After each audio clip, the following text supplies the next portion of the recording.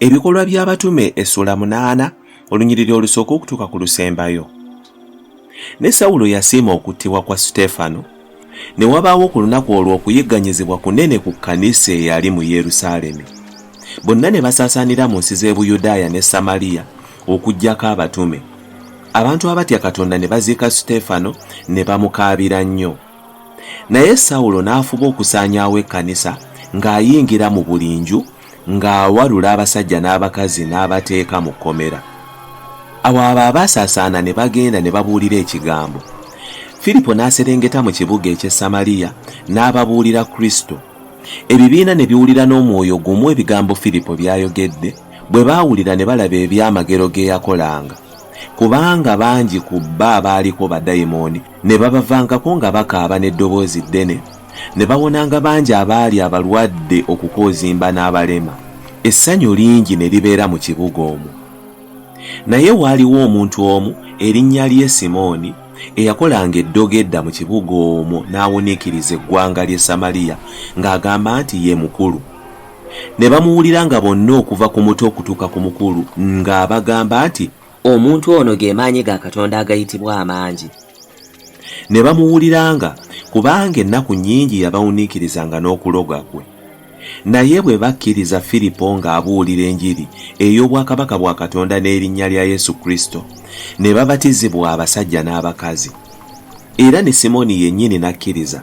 Bwe yamala okubatizibwa n'abeeranga wamu ne Filipo, bwe yalabanga ebyamagero n'obubonero obunene obwakolebwanga ne yeewuunya. Awo abatume abaali mu Yerusaalemi ne bawulira nga e Samaliya bakkiriza ekigambo kya Katonda, ne babatumira Peetero ne Yokaana. Nabo bwe baatuuka ne babasabira okuweebwa omukisa, kubanga yali tannaba kubakkako n'omu ku bo, naye baabatizibwa bubatizibwa okuyingira mu linnya lya Mukama waffe Yesu. Awo ne babassaako emikono ne baweebwa Omwoyo Omutukuvu. Naye Simooni bwe yalaba ng'olw'okussibwako emikono gy'abatume baaweebwa Omwoyo Omutukuvu, n'abaleetera effeeza ng'agamba nti, mumpe nange obuyinza buno buli gwe nassangako emikono aweebwe ng'Omwoyo Omutukuvu.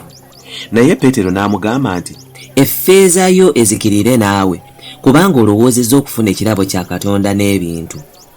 Tolina mugabo newankubadde okugabana mu kigambo kino, kubanga omutima gwo si mulongoofu mu maaso ga Katonda. Kubanga nkulaba oli mu mususo ogukaawa ne mu nvuba y'omubi. Simooni n'addamu n'agamba nti, munsabire mmwe eri Mukama ebigambo ebyo bye mwogedde bireme okumbaako n'ekimu. Awo bwe baamala okutegeeza n'okubuulira ekigambo kya Mukama waffe, ne baddayo e Yerusaalemi ne babuulira enjiri mu mbuga ennyingi ez'Abasamaliya. Awo malayika wa Mukama n'agamba Filipo nti, golokoka ogende obukiikaddyo okutuuka mu kkubo eriserengeta okuva mu Yerusaalemi okutuuka e Gaaza. Ekkubo eryo lya ddungu. N'agolokoka n'agenda. Kale laba, omuntu Omwesiyopya, omulaawe omukulu wa Kandake kabaka omukazi ow'Abaesiyopiya, eyali omuwanika w'ebintu bye byonna, yali azze e Yerusaalemi okusinza. Yali atudde mu ggaali ye ng'addayo ewuwe ng'asoma ekitabo kya nnabbi Isaaya. Omwoyo n'agamba Filipo nti, sembera weegatte n'eggaali eyo. Filipo n'adduka n'atuuka ku ggaali n'amuwulira Omwesiyopya ng'asoma ekitabo kya nnabbi Isaaya. N'agamba nti, otegedde by'osoma? N'amuddamu nti, nnyinza ntya wabula nga waliwo andagirira. Ne yeegayirira Filipo alinnya atuule naye. Ekyawandiikibwa kye yali asoma kyali kigamba nti, yatwalibwa okuttibwa ng'endiga, era ng'omwana gw'endiga mu maaso g'omusazi w'ebyoya bwe gusirika, bwe kityo teyayasamya kamwa ke. Mu kwetoowaza kwe omusango gwe gwaggyibwawo, ekika ky'ani alikinnyonnyola, kubanga obulamu bwe buggyibwa mu nsi.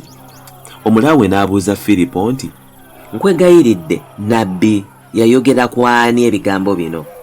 Yeeyogerako yekka oba yayogera ku muntu mulala? Filipo n'ayasamya akamwa ke n'asookera ku kyawandiikibwa kino n'amubuulira Yesu. Awo bwe baali batambula mu kkubo ne batuuka awali amazzi, omulaawe n'amugamba nti, laba amazzi, kiki ekindobera okubatizibwa? Filipo n'agamba nti, obanga okkirizza n'omutima gwo gwonna kirungi. N'addamu n'agamba nti, nzikirizza Yesu Kristo nga ye mwana wa Katonda. N'alagira eggaali okuyimirira. Ne bakka bombi mu mazzi, Filipo n'amubatiza.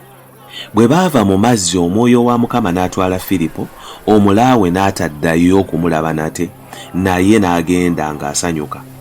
Naye Firipo n'alabikira mu Azoto, n'agenda n'abuulira enjiri mu bibuga byonna okutuukira ddala e Kayisaliya.